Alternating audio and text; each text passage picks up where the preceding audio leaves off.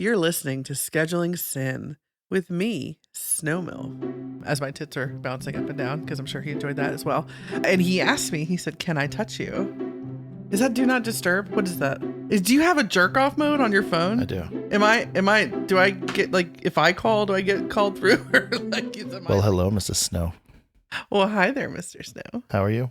You know what? I feel good. It's, I feel like we've been away for a little while, and it's really good to be back and kind of be able to just connect and get back with our listeners. We've had just a busy spring with life, and so it's nice to be back. It really is. I mean, we've gotten way behind on podcast episodes, and I've gotten some static for that, but it is fun getting back to it. And I find like when we don't record, I really miss it. Yeah. Like that time to like just talk and laugh and be silly. Like we don't do that enough in our own time. I know, but it's kind of like when we record, it's kind of fun just because it's carved out time for that. But it's just fun, and I really miss it. So I'm really glad to be back. Yeah, and we have a lot to just catch up on. We do. We have a lot. So wait a minute. Like before we started, you said you had a question for me about a big dick. I want to hear about this. Oh, okay. Well, okay. So. Because you said big dick, and I immediately remembered that. Everything else you said, I have no idea what you said. But right. You immediately lost focus on literally everything else. Yes.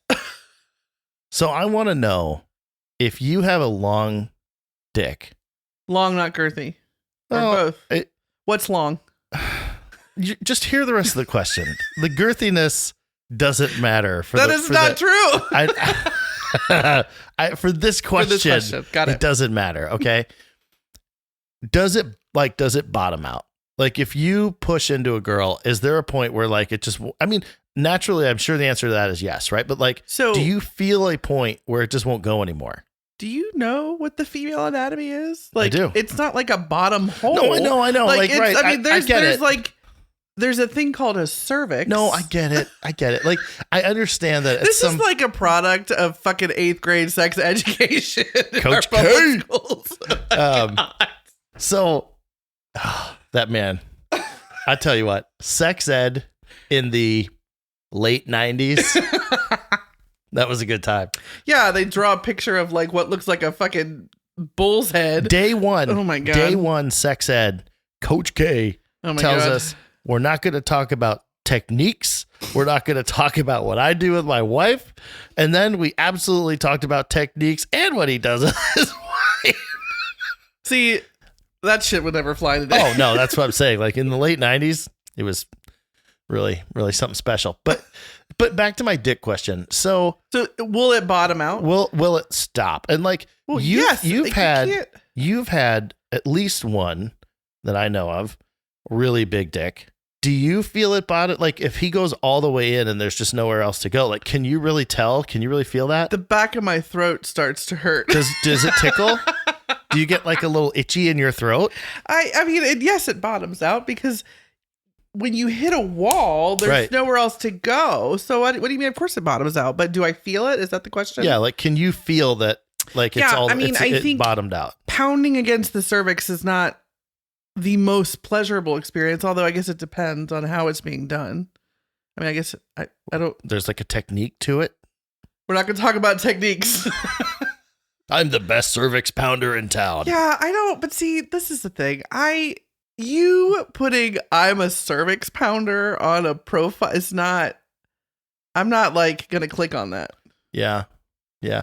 I don't know. It's just, I mean, sometimes it can be uncomfortable. And there have been times with certain people that we have played with that are a little bigger, that certain positions tend to be more uncomfortable than others. So you kind of like from behind, there was one guy that like, I couldn't like from behind. It was very uncomfortable. It hurt. I mean, I wouldn't say painful, but it was uncomfortable. Like I could not have sustained the pounding from behind. But so we had to switch positions. It reached the point where it wasn't like pleasurable anymore. Yeah. Okay. See, there are some things like but different positions. I could take all of him. Yeah, I know. And I watched that. So I think some of it is, I mean, it's just like logistics of your body, right? Like if you're, I feel like I'm going to say this and you're going to get hard when I say this, but if you're on all fours and your ass is up, right? And you're getting fucked from behind, I think you're just closer to where the cervix would be than if you're laying on your back and it's. Yeah, you're right. It moved a little. There's some things that I just have to ask about. Like I'm never going to be able to dunk a basketball. I'm going to have to ask what that's like. And I will probably never bottom out in a pussy. Probably. Someday it'd be kind of fun. Do you think midgets have shorter pussies? This is taking a bad turn. I don't know, because I think male. I just think proportionally, right? I think males have, I think what you would normally describe as like ordinary sized genitals. So I would guess that females do too. It's not proportional? I don't think so. I don't think so. Dick size is not proportional to hand size. My entire high school career. Okay, I think we could all agree that that's sort of a special circumstance, right? Like, I think that's a little different. Is it? It just seems like it is. So, all right, we got to get this shit back on the track. So we're so fucking far down the road. So we had, oh my God, an amazing chat with James and Leah last time. We did. I love them, and they're so fun. That episode just came out. And we had a blast. As a matter of fact, and we need to have them on again, because we had at least as good of a conversation after we turned the microphones off as when they were on. Always. And we just had so much fun with them. And she gave me my new nickname. I'm getting quite the list of nicknames. Like, what do we have so far? We have 5-door whore. 5-door whore, which is great. Mrs. Snow, obviously. Snow. What other nicknames have I gotten?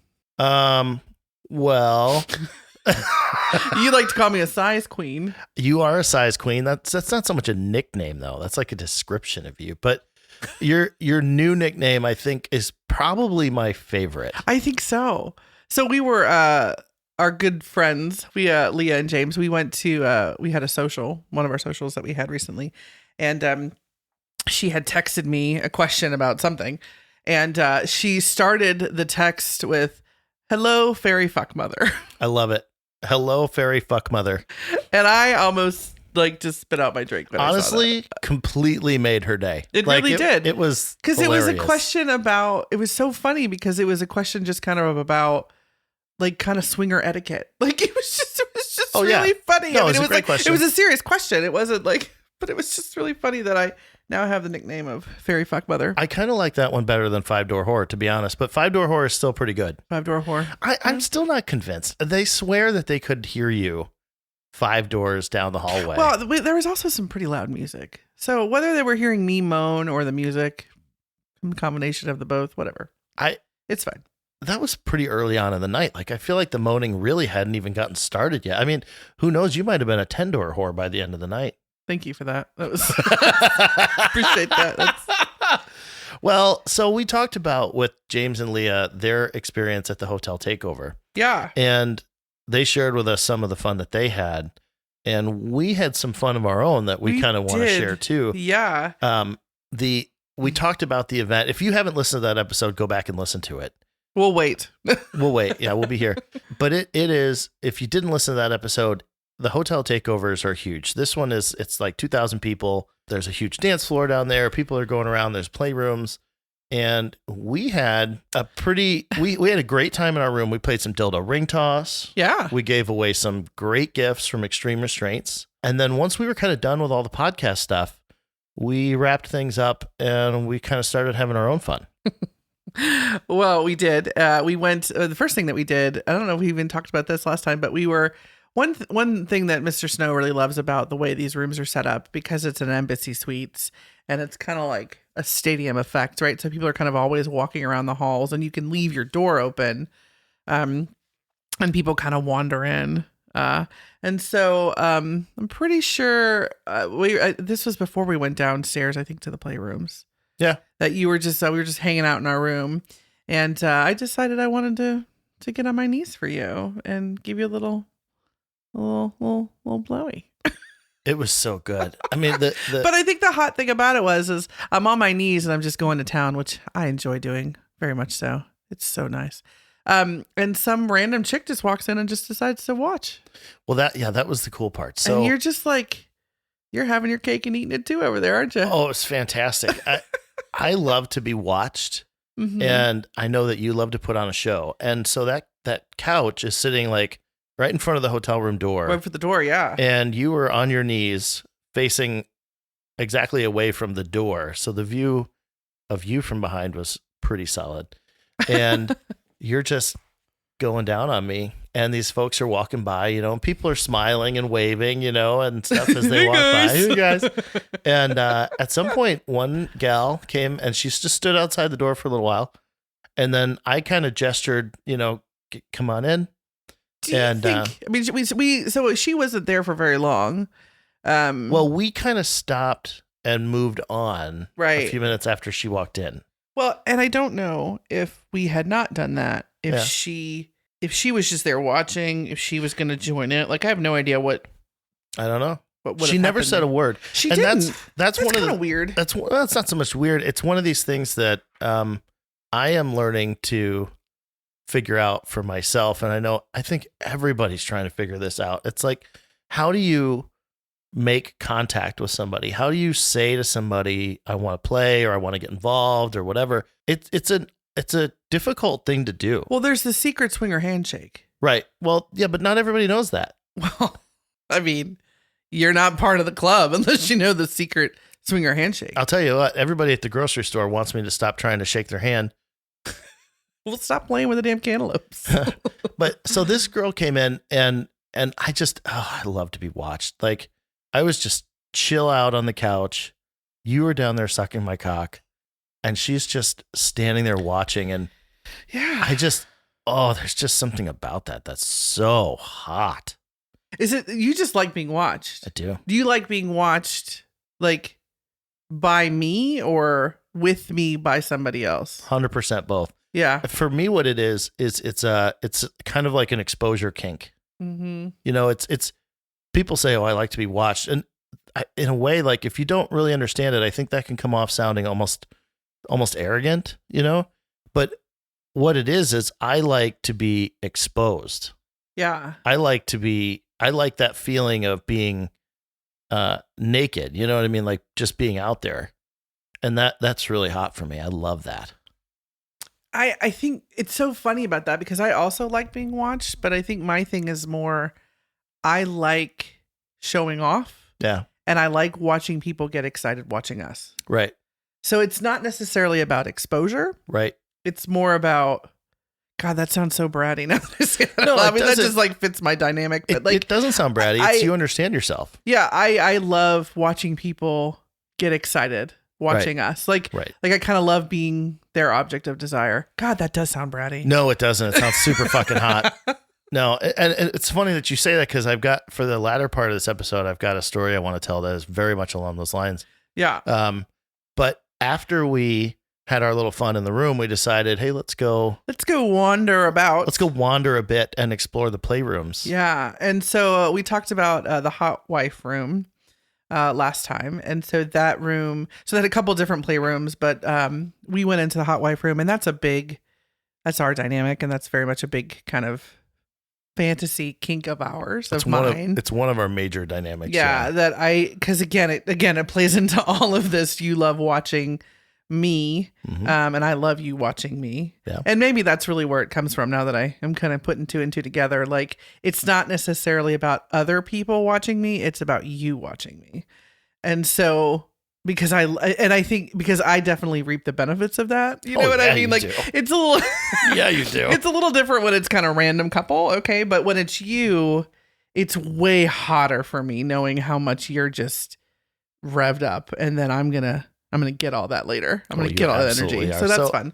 So you got to tell the audience about what happened in the Hotwife room. So the Hotwife room is obviously for couples and for single males. It's one of the few places that single males can go without being accompanied. Right. Like, they can go in by themselves. And so just like all the other playrooms, there were a handful of beds, all kind of separated by those black shears, which is really kind of a sexy environment. Super hot. And so I have no doubt that the single men were told, they were vetted very much by Play Champagne. And I think they were kind of given a very clear expectations and rules that they had to follow and those kinds of things. But so we go in the Hotwife room, and, Mr. Snow and I are on the bed, and we're kind of playing, and we're just like doing our thing. And, I'm pretty sure I was on my back and you were totally just going to town. And this guy comes up and he's just kind of standing at the foot of the bed where my head is, just kind of standing there, kind of watching. And I'm pretty sure you motioned him over.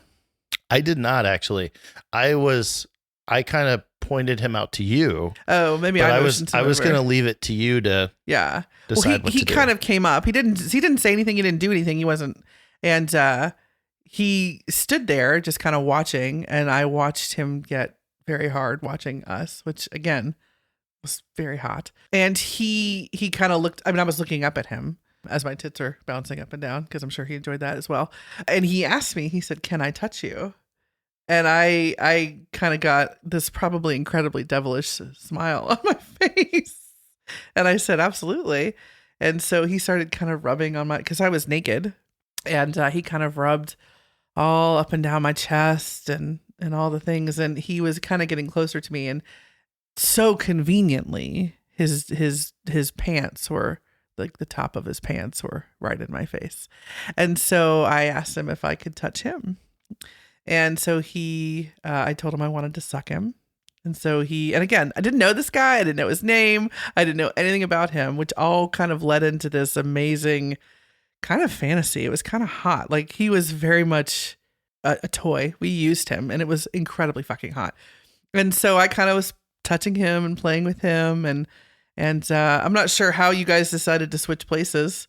But he and Mr. Snow took all the turns on me, and it was fucking amazing. It was amazing. And I think, it was, all of all of it was just really amazing. And what was cool about it was, I think it's what's crazy and kind of impressive in a lot of ways is I felt very safe. Mm-hmm. There was not a part of me that was nervous necessarily. This guy, whoever he was, don't know his name. Still, I didn't introduce myself after he finished. I felt very comfortable with him. He was very respectful. He very much played into the fantasy. I kind of said some things, you just have this smile on your face. It's so funny. I was kind of talking to him about, I think while he was fucking me, I said to you, do you like what you see? Or you like watching him or something like that? And he very much picked up on that. And he absolutely played into it. Like he was kind of the perfect. He really fulfilled all of the things. Yeah. And the one thing about him that he did really well, this is like a tip for single guys, is he read the room very well. Oh, he did. Now, he absolutely did. It helps that you are also very vocal. I'm very verbal. Yes. You're very, very verbal. So that helps a lot. Yeah. But he definitely picked up on that. Oh, yeah. And he played into that incredibly well. It was incredibly hot. Very hot in that session. Yes. Because it was all focused on you. Yeah. And he and I throughout more or less the entire time we're having sort of a running dialogue about what we liked about you. I know. And how much we were enjoying you. Yeah. And I love the fact that you literally just took turns. We did. You literally it was like that. We just traded places. I just traded places. Yeah. And when the other one would just rub all over me and the other one, it was nice. It was very nice. Yeah. It checked off a lot of boxes. It was a really hot session. So random guy who was in the Hotwife room at the play champagne takeover. Thank you. You had a nice dick. Well done. Well done. Yeah, that was our first Hotwife session. I think, when we went in there, I kind of was like, there was nobody in there. In the beginning, it was kind of weird. It was. Because I will say, in the way the Hotwife room works is you go in there and like as a couple, I guess you could go in there as a single female if you wanted to, but you go in there as a couple and you're playing on the bed and single guys are occasionally strolling through the room. It feels in a weird way. It feels a little meat markety. It does. That's what I was going to say. It feels a little bit meat markety. Like people are just walking by and like, but at the same time though, I mean, that's what the environment is. That's what it is. That's what it is. Absolutely. That's what this is about. So, there were a couple of guys that walked through and then the way they sort of showed interest is they would just kind of stop. Mm-hmm. And that happened a couple of times. Mm-hmm. And I think you waved off like two guys. Yeah, and you know what's funny about that is like there was nothing, and this is so superficial and so like those other two guys would have been could have been perfectly fine and very nice and very respectful, but it was all about it. Just it was a vibe. It was how you looked, how you were dressed. Like there were just very superficial things that I decided I didn't. Nope, I didn't want that. Nope, I didn't want that. But oh, that looks good. But like, you know, like that. Okay, so all right. And again, fine. talk about meat marketing, right? Yeah, I get it. Superficial meat marketing, whatever. But I take it this way: if everybody's on the same page that this is what this is what it is, yeah. Okay, then it's all fair game. Yeah. And you talk about like power. Right? Ooh, I mean, yes. the woman in that room fucking runs the show. Yes. And that, I think so many pieces of that. I mean, and we could have gone in with a single guy we knew, but just that environment. Yep. And just, you're absolutely right. And I guess I didn't really think about that, but the amount of power and just kind of like this, it's almost intoxicating. Right. How much power and control I have of the situation. All of it. And it's just like having you and this other guy just worship I mean, that's just fucking amazing. Yeah. Like whether you're a swinger or not, I want women to have those experiences because I mean, like where else can you have these experiences? Nowhere. If not in kind of a sexual environment. Absolutely nowhere. I mean, the idea that you are potentially, you know, on your hands and knees, getting fucked from behind, and guys are walking up to you expressing that they're interested in joining you. Yeah. And you have the power while you are being fucked to say yes or no. That's fucking intense. Yeah. Yeah. I don't know. Let me suck your dick. I'll find out. That's a little harsh. That's a little harsh. I'll suck you. Like you get something out of it. I'm not just looking at it. I'll lick it. Just looking at it. Oh yeah. So that was a fun experience, and I'm definitely down and open for doing that again. So yeah, 100%. 100%. I would absolutely do that again. It just worked out really well. It did. We've been fortunate in that we haven't had a lot of really bad experiences. But no, and that's been, you know, we're careful about what situations we put ourselves in. But yeah, I will say that one went extraordinarily well. Said in the spank. Yeah. So, that was so much fun. I think we need to really look at all of the other hotel takeovers and make sure they all have Hotwife rooms. I think most of them do. I'm a fan. Let's go. So the hotwifing is one of our dynamics. Yes. We are also starting to figure out that we are really getting into group play. We like group play. And group play is, yeah, it's not like everybody's fucking everybody, although it pretty much is. No, I think it's the energy that you like. It's the energy that I like.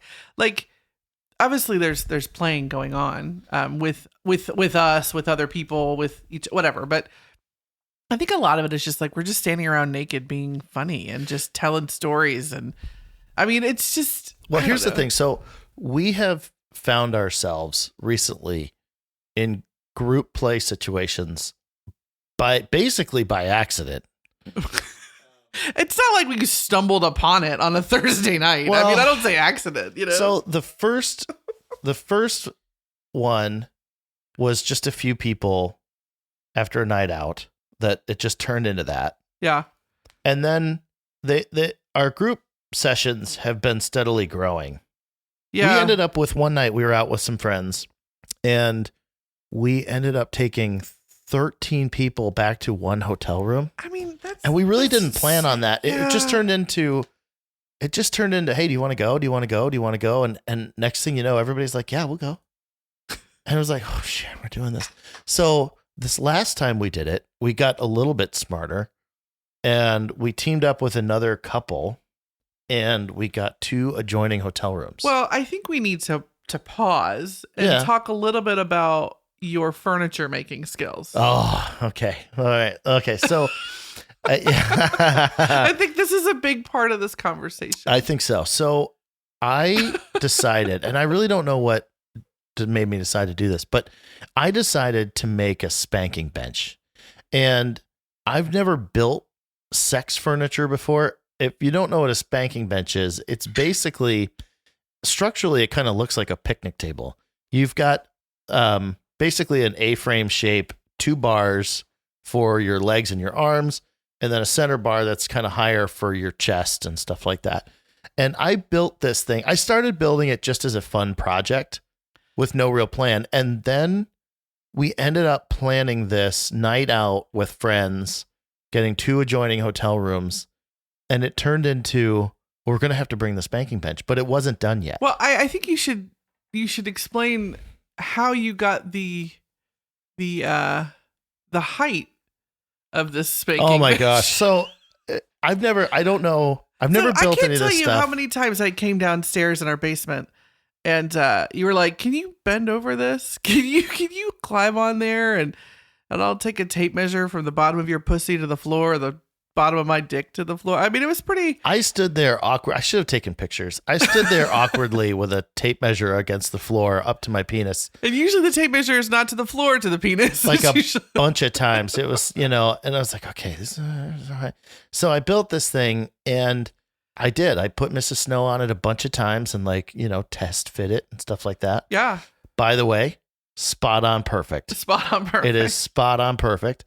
But I'm pretty sure the inaugural she didn't fuck me on it first. You fucked somebody else. Actually, what's funny is that night you were not the first girl on it. No. And you were not who I fucked on it. But you're welcome. It turned into this big rush. So here I am in the basement trying to build sex furniture. Yeah. Meanwhile, we have like a totally ridiculously vanilla dinner party coming together.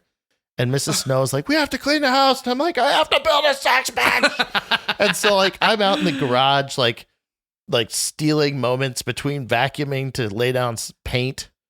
Spray paint this thing. I did not make a lot of friends in the production of this spanking bench. No. But well, you made a lot afterwards, so I guess it all worked out. It was worth it. Yeah. So we brought the spanking bench. So we ended up with another couple. We teamed up. We got 2 rooms, adjoining hotel rooms. That was pretty clutch. That's key. Yeah. That worked out well. And I did bring the spanking bench, and it was a big hit. It was, because we had some friends that brought their floggers. And, I didn't even know they had. I think they always have them. I think that couple has floggers. Is it just in their hoe bags? Just in case. Yeah. At any given moment. Sure. I think there's floggers. But yeah. That was fun. Girls ended up on that bench quickly. Yeah. Getting flogged. Tell me about flog. You got flogged on the bench. I did, and I think I got flogged. I mean, I got flogged at Snowball, but it was a little less formal. I don't know how to say that. Like, I think I wasn't I don't know, was not in a position, like the same position as I was on the bench at Snowball. So you were on a chair at Snowball. Yeah, but it wasn't like your ass isn't up as much. I can't. Yeah. And so I did. I got flogged, and the gentleman that was flogging me is very good at it. And he had a very nice flogger. Sorry, it's a giggle. Yeah, I can't even say it. The floggers that they had they're like bigger, and the leather is very soft, and it's a very nice feeling. And he did it. He would kind of flog me, and it's not something that I thought that I would like, but I do really like it. The sensation is very nice because it's just heightened because you can't see it coming. It's not stingy. It's not stingy. It's bordering on stingy sometimes. But I didn't realize how much he would kind of flog me for a little while, and then he would take his hand and rub it on my ass, like after he kind of. That's the part. That's the part that was really fucking hot. Yeah. I mean, big floggers, big hands. It's nice. And I may or may not have gotten very wet while I was getting flogged. Really? Because I didn't know that part. Well, I didn't hang out with you after that. Well, that's I went on to somebody else. That's totally true. Oh my God. That's absolutely true. We say weird things to our spouses. So we had an interesting conversation though. That play night at the hotel, every one of them has been different. And that's been kind of fun. The vibe is very different at every one of them. Each of these things kind of have their own personality. And we have different people, different times a day. This one started early. Like we got to the hotel, I think at like 9:30, Yeah. And we're going to do a brunch. I think we should do a brunch. Brunch was the best part. That was next day, but it was a slow burn. Yeah. And that was kind of fun. Like everybody like slowly got comfortable. Slowly got comfortable and like slowly got undressed. Yeah. Yeah. And some of the conversations that we had though are priceless. And I've said this before and it just keeps being true, is like the social aspect of it. Yeah. Especially, and I can't explain this to you, but especially when people aren't wearing all their clothes is my favorite part. Well, it's just so much more genuine. And it's like very open. Yes. And people are very willing to just talk and be real. I think you guys even had a conversation. And this kind of blew my mind. We're sitting there with 14 people. Yeah. Right? 7 men, 7 women. Okay. Right? I don't even know. Did we have any singles in there? I don't. Not this time. Not this time. But I think you guys were all having a conversation about erectile dysfunction. But it was like nobody was ashamed. Everybody was very like, yeah, I take wiener pills. Like it was just amazing. It got very funny, actually. But it got very funny. But I think even the topic, I think when you bring that topic up in a lot of other areas, like there's an immediate like sensitivity, denial. Like, I don't want to talk about that. I don't have it's embarrassment. Yes. Right. And I don't say that, I say that in a very genuine way. Like it was a very open, honest, real conversation about it. And yes, you laughed about it. Yes. But I mean, where else can you have these types of conversations where that people can feel that comfortable and safe and vulnerable, right? Not only just naked, right? Like you can see all my stuff, but also I'm going to kind of share things that kind of are insecurities of mine. Right. And I think this is a big part of, when you are hosting these kinds of things, creating an environment that is inclusive, creating an environment that is comfortable, just open, is open. For anybody that may not have gone to a swinger get together at a hotel, which is probably most people, you might have this idea that everybody runs in the door, drops their pants and just goes to town. And it's just not that way. I mean, we have definitely had some that have been a little bit more intense. Yeah. We've had some group sessions, although it's never been that many people. Usually but the group sessions that are more intense, yes, they're the smaller ones. Yeah. And it's usually people that have played together before. Yes. Right? That makes sense. You're kind of starting at a different place. Yeah.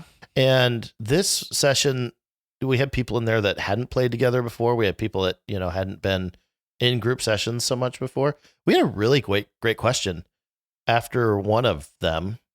One of the gals reached out to me, and this is the part that I love. I love that people can ask questions. She reached out to me and said, "Hey, the other night was a wonderful time. We had a ton of fun, but we're not really sure exactly what the etiquette is or how you go about getting involved in play with other people or in the group or whatever." And meaning if you are in a group setting or group session, yeah, and there are other people across the room engaging in something, how do I insert myself or how do I get involved? Exactly. Yeah. What's the right way to go about getting involved? And I thought it was such a good question because it's such an honest question and it comes from somebody that actually cares about etiquette and stuff. And if you, in the context of the hotel room, the bed kind of turns out to be the main stage. The central focus. Like that, it just naturally is kind of the main area. And then you have all these adjacent spaces. You have like maybe the cuck chair, you have the bench, you have like the desk, whatever. And people kind of go where they fit, but the bed is really kind of like the main area, I think. And my response to her, and I'm interested in other people's reaction. If you have thoughts on this, I would love to hear it. My reaction to her was to say, well, I look at it as if a couple is playing on like a table or they're playing in a chair or something like that, what that communicates to me is that they want to play in the public space. Like play adjacent, sure. They want to play in the room, right? In view of everybody and being able to see and stuff, but maybe not necessarily with multiple people at the same time. Sure. Right.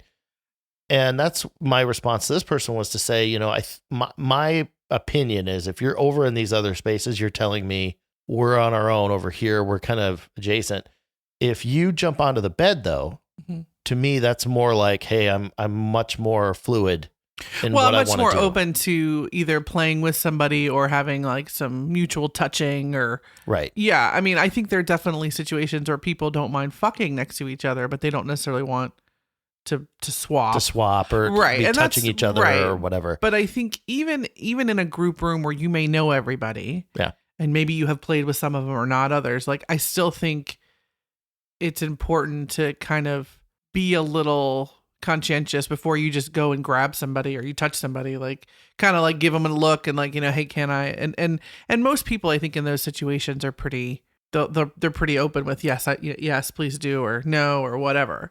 But I think if they're in the middle of the bed, you do, i.e. typically where I am, we're most okay with most things. You tend to be a center of attention person. Yeah. The you do always have to ask, and that's one thing with these things is you don't understand necessarily the experience level and the background of the people you're playing with. Sure.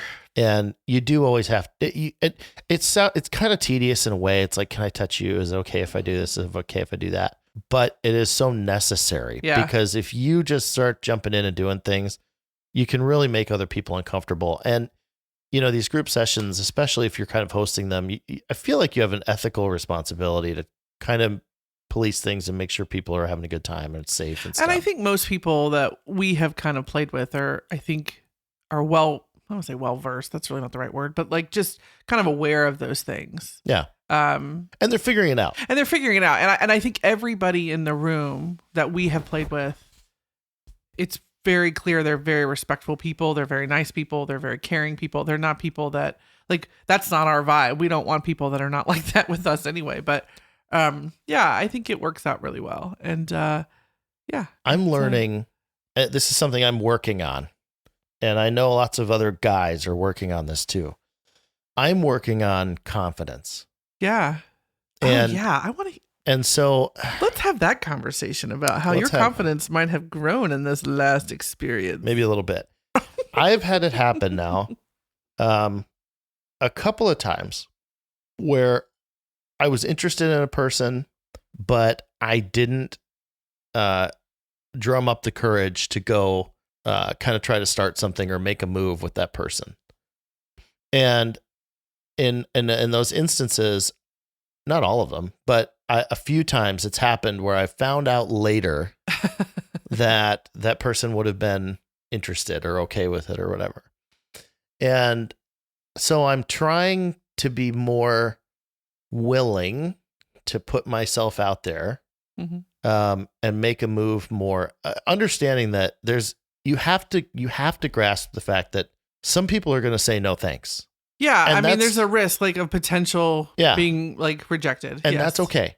And that's You're gonna have feelings of maybe a little embarrassment, maybe a little whatever hurt, but that is very much part of all this, and it's an okay part of this. I have a tendency not to put myself out there because I would rather not experience those feelings, and so I usually take the angle that I will sort of wish and hope that someone comes to me.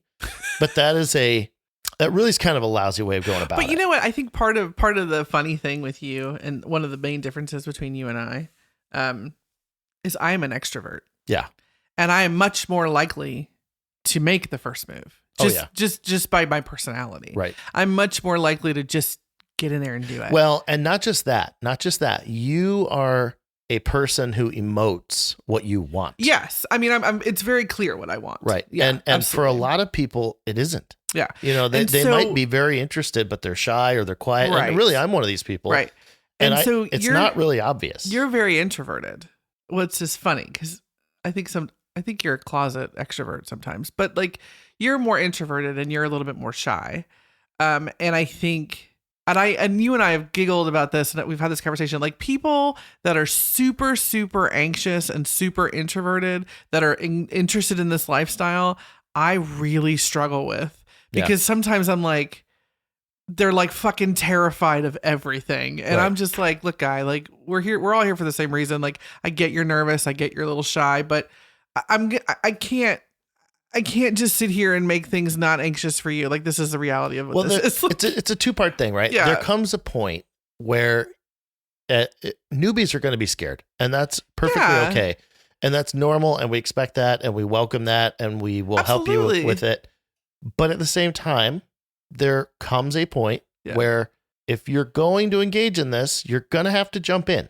Well, you're going to have to grow. You're going to have to grow some balls. A little bit. And somewhat. A little bit. And it's funny. And it's so funny because some of our some of the group that we hang out with a bit, like I think when I first met some of them, I'm like, God, they're too introverted. They're too meek. They're too shy. And some of them are biggest freak-a-leaks we know now. That is very true. But as I have gotten to know them and hung out with them, like they have very much come out of their shell. And so that's been really fun to see. And so sometimes I have to remember maybe not to be so pushy.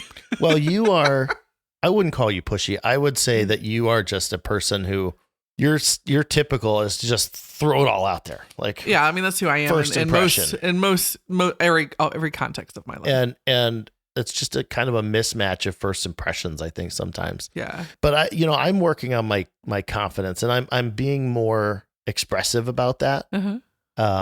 And I'm just being more open about it. And I think I'm coming around to the idea that I am like willing to say to a person like, hey, I'm nervous to ask you this, but I have to ask you, like, and then like kind of engage that way.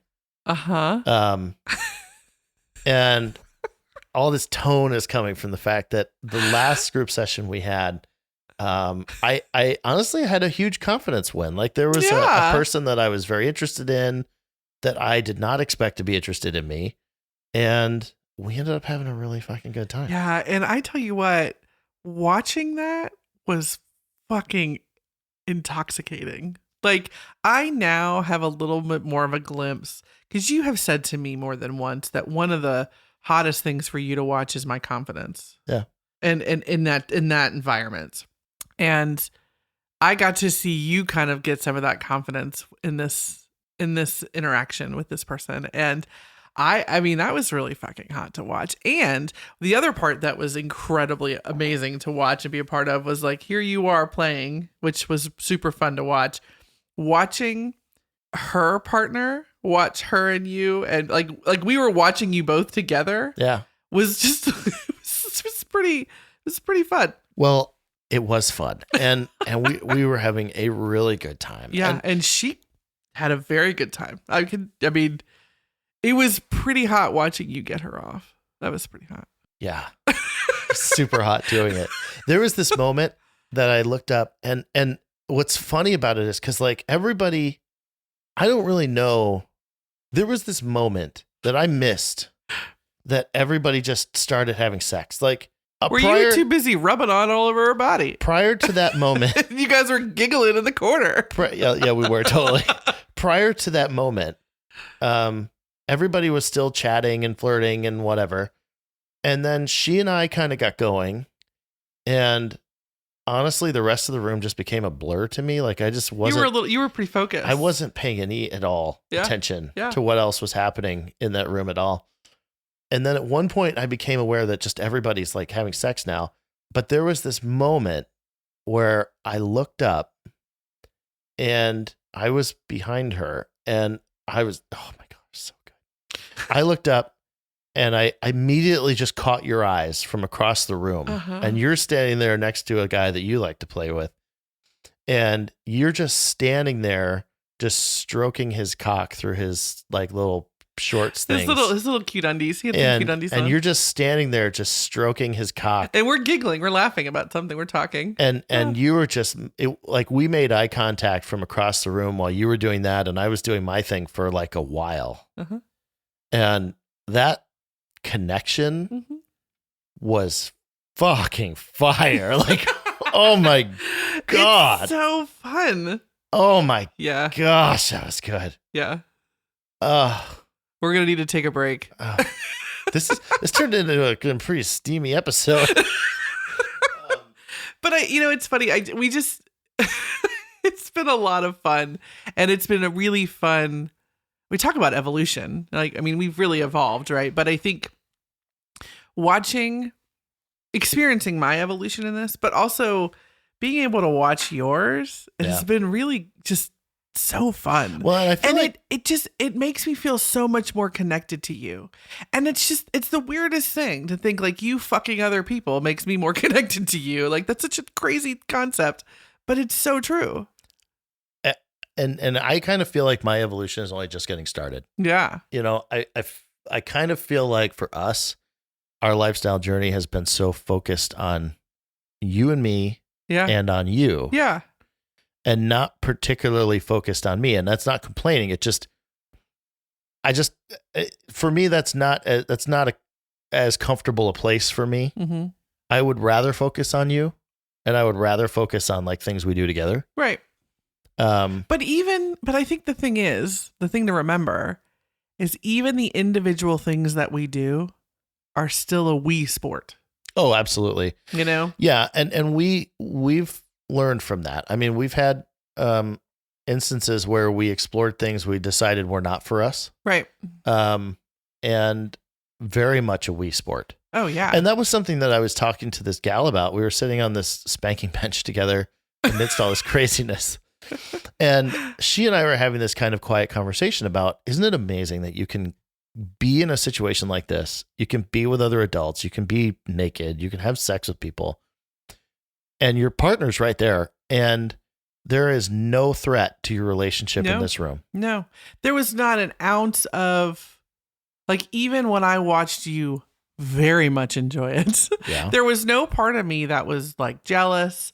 Or it was in the weirdest little way. I was like, yeah, get it. Like, you go, you know? Like, there was a part of me that was like rooting you on, you know? I know. It's just so fun. I know. And that's what it is. You reach this point where, and hopefully you can get here, where you watch your partner just love it. Yeah. And you're just so happy for them. Yeah. And it's super hot. Oh, yeah. That's how it was in the Hotwife room. When we were in there, you were... I don't even know what I would call it. Like, you have this mode that you get into sometimes during sex, and it is just electric. Like this carnal mode? Yes. Yeah. And you are just loving it. Yeah. And it doesn't come out all that often, but man, I tell you what, when that woman comes out, it's amazing. Oh, so I think on that note, I think we need to go upstairs and help you out there. I think we do. Because you're all worked up. I think we do. I think we need to get the bench out. Oh, there's a thought. You want to spank me on the bench, baby? Yeah, I do. You want to fuck me on the bench? Absolutely.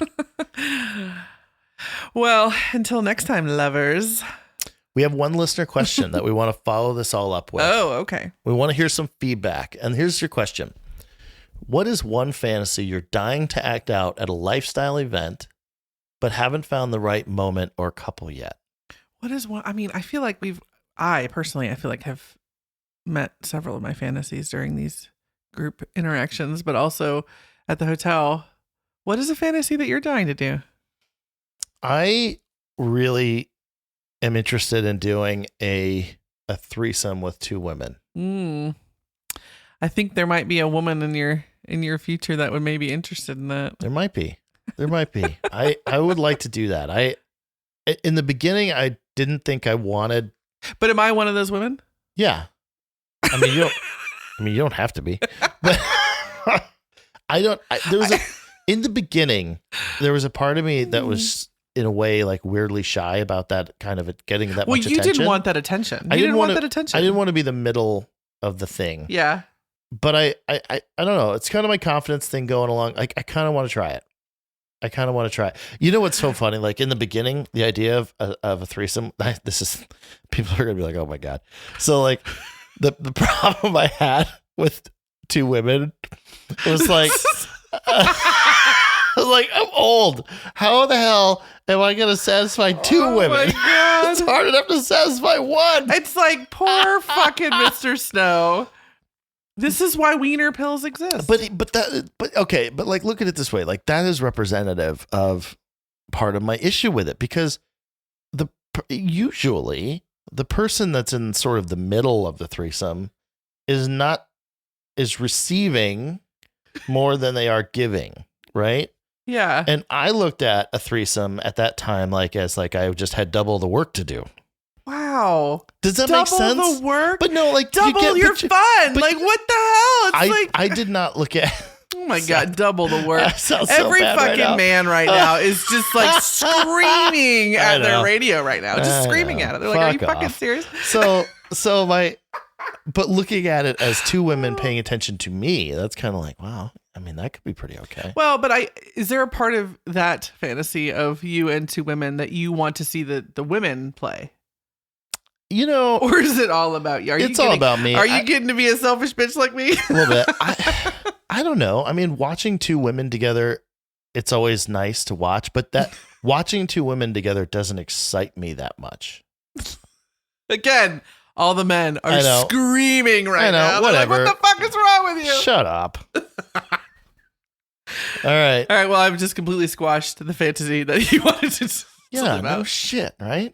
Yeah. Okay. Well, that's what we want to know. So why don't you and I go upstairs? Ooh. And what are we going to play Parcheesi?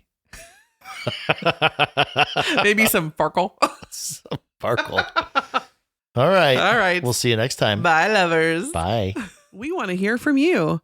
Email us at snowmilf@yahoo.com. That's SNOMILF@yahoo.com.